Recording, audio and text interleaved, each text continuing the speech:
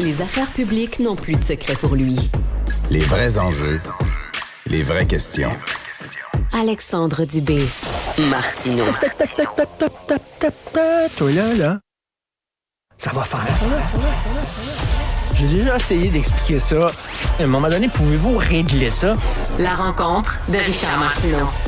Richard, on sait à quel point tu es un grand cinéphile, un amateur de cinéma. Tu as eu la chance d'aller voir Testament, le nouveau film de Denis Arcand. Comment tu as trouvé ça? Écoute, premièrement, s'il y avait une bombe hier, s'il y avait un feu à la Place des Arts, il restait plus rien de la colonie artistique au Québec. Il restait plus rien. Là, tout le monde était là.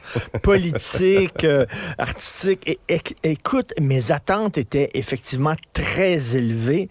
Déjà, le titre en Testament, il est arrivé à un certain âge, Denis Arcand. Fait que là, tu te dis, c'est son testament cinématographique, OK, là?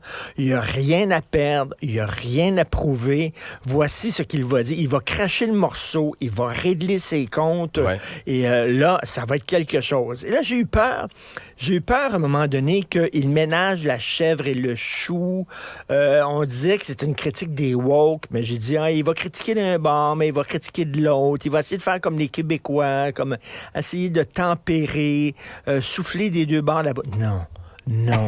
Tout le monde passe au cash? C'est incroyable. C'est tellement bon, c'est tellement courageux.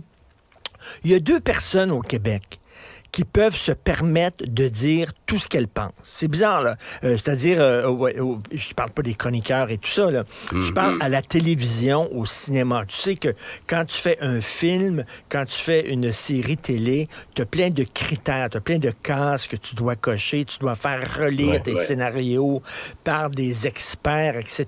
Tu sais, on fait bien attention. François Havard, avec les Bougons, par exemple, avec toutes ces séries, Le Bonheur. Lui, on dirait, lui, il a le droit de chialer contre les musulmans, contre l'immigration, contre les trans, puis tout ça, là, tu sais, comme, il n'y a aucun problème, il n'est pas taxé de racisme, et tout ça, il rigole de tout le monde, il ridiculise tout le monde. Lui, il a le droit, et Denis Arcand. Et Denis Arcand, c'est une charge à fond de train. Écoute, avant de mourir, Mozart a écrit un requiem qui était d'une tristesse épouvantable. Il était à la fin de sa vie. Il n'y a rien qui allait bien. Et il a écrit le requiem, et c'était fantastique. Et c'est le requiem de Denis Arcand. Tu ris tout le long, et heureusement qu'il met des gags, et tu ris beaucoup, sinon tu t'ouvres les veines. C'est un constat hyper désespérant du Québec.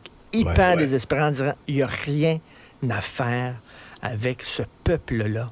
Il n'y a rien à faire. Et c'est l'histoire d'un homme aux cheveux gris, aux cheveux blancs, qui voit... Rémi Gérard, exceptionnel, et qui voit le monde dans lequel il a grandi s'éteindre,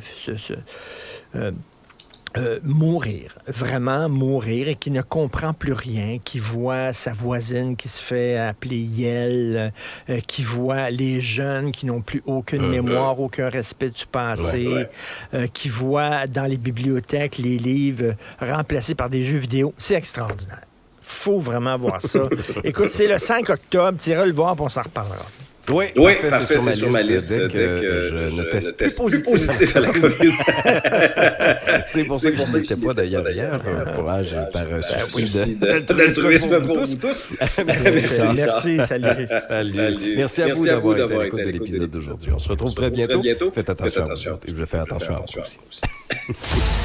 Cet épisode est maintenant disponible en balado et vidéo sur l'application et le site cubradio.ca.